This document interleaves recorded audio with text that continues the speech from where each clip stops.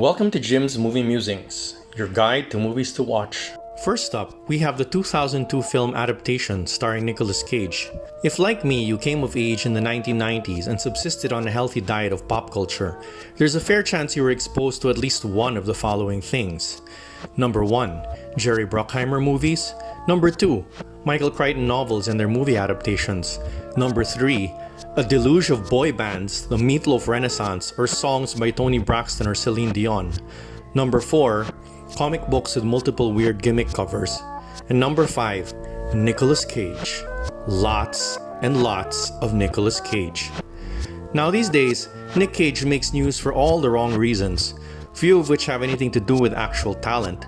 But once upon a time, the guy was on Hollywood's A-list. Although he'd been working steadily since the 1980s, it was only after he won a Best Actor Oscar for Leaving Las Vegas that Cage finally came into his own as a bankable leading man, with movies like The Rock, Con Air, Face Off, and the National Treasure movies. He even led the awful Ghost Rider to a respectable sum at the box office, before Marvel movies based on B-list characters became the world-conquering box office phenomenon they now are. It kind of all went to hell after that, but it was good while it lasted.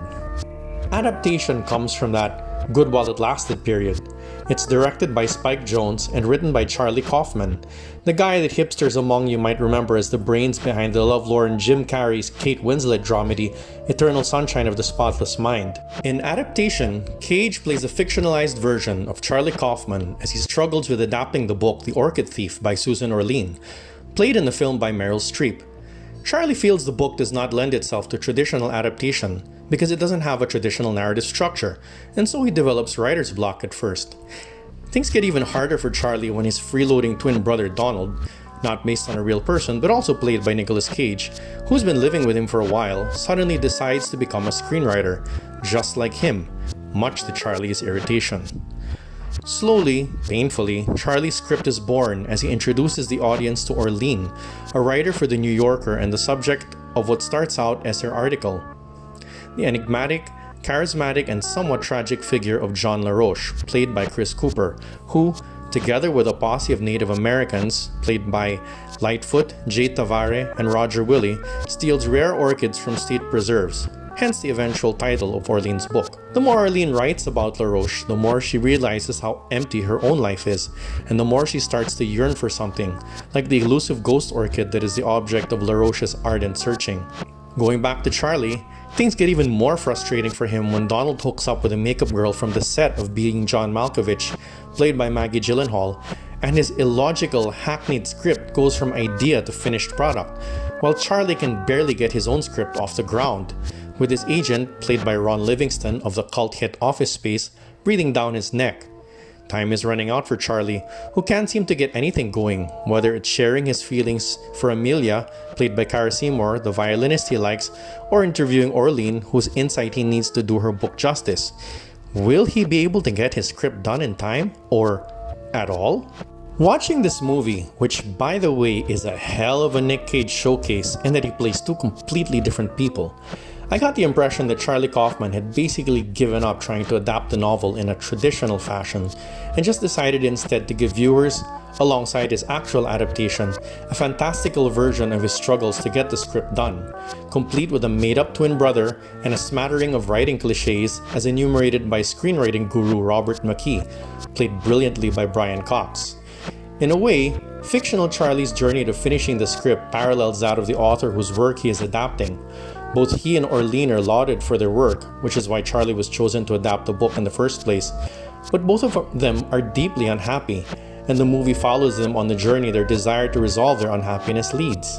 It's a movie that kind of defies traditional classification, and one might even say it's a wobbly metafictional mashup of different genres.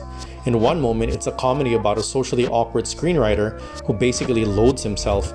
In another, it's an introspective drama about a successful journalist who questions her own values and goals in life. And in still another, it's an action thriller where the lead characters find themselves facing mortal peril.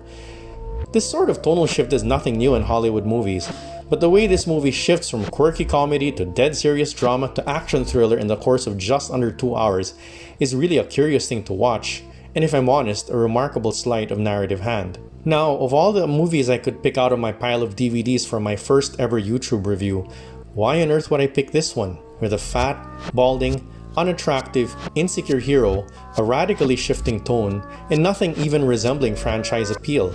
I mean, I'm guessing most of the people watching this will take an Avengers or a Star Wars movie over a quieter movie like Sideways or Her. Well, if I may be corny, it starts with A, so it's the very first movie in the pile. But I must also confess I'm a casual fan of Nicolas Cage, having seen a lot of his work in the 90s, and for my money, in this movie he gives one of his best performances ever. Not only that, but on the whole, the acting here is really top-notch. I mean, 3 of this movie's 4 Oscar nominations were for acting. Cage for actor, the legendary Meryl Streep for supporting actress, and the ever-reliable character actor, Chris Cooper for supporting actor, which he won, by the way. It's a funny, well-written, well-acted, sometimes surreal dramedy about the creative process and about realizing one's desires. But another reason, maybe the main reason I picked this movie first, was that from the first time I saw it in theaters until now, it speaks to me as someone who has things to do but cannot, for one reason or another, get around to doing them. Charlie Kaufman's tribulations, however embellished they may be, resonate with me not as a screenwriter, but as a working stiff who often has things to do but doesn't always get around to doing them. In my line of work, if I miss a deadline, there will be hell to pay. So in that sense, I'm a bit different from a multi-awarded winning screenplay writer. I mean, I can beat my deadlines in my day job because I have to, or I lose my job. But that doesn't mean I can't relate to Charlie. You see, there's the other stuff. This YouTube channel, for example. The novel I've been writing for the last 17 years, on and off. The snack business franchise I was supposed to start 2 years ago, etc., etc. There's so much stuff that's supposed to make life better for me, or make me better somehow, that I simply have not gotten around to doing, or that I've started but haven't finished. I don't have a Donald in my life the way Charlie does, but I can definitely appreciate what he represents. The kitschy, populist approach to creative work, or basically giving people what they think they want. Donald is less the twin of Charlie and more his alter ego, the guy ready to take shortcuts to success, as evidenced by the chintzy script he writes, which is snapped up almost immediately by the movie studio. And yet, Donald succeeds where Charlie fails because unlike Charlie, who spends much of the film trapped in a bubble of his own making, Donald tries to understand the real world to whom he is trying to sell his script. My favorite scene, and I'm sure I'm not alone in this, is the scene where Charlie attends Brian McKee's seminar, where Charlie basically whines about nothing happening in the real world, and McKee tears him a new one. It's a sublime bit of acting by Scottish character actor Brian Cox. Heck, it's best if I just show you the clip. Yes. Sir, what if a writer is attempting to create a story where nothing much happens, where people don't change, they don't have any epiphanies, they struggle and are frustrated and nothing is resolved? More a reflection of the real world. The real world? Yes, sir. The real fucking world. First of all, you write a screenplay without conflict or crisis, you'll bore your audience to tears. Secondly, nothing happens in the world? Are you out of your fucking mind? People are murdered every day. There's genocide, war, corruption. Every fucking day, somewhere in the world, somebody sacrifices his life to save somebody else. Every fucking day, someone somewhere takes a conscious decision to destroy someone else.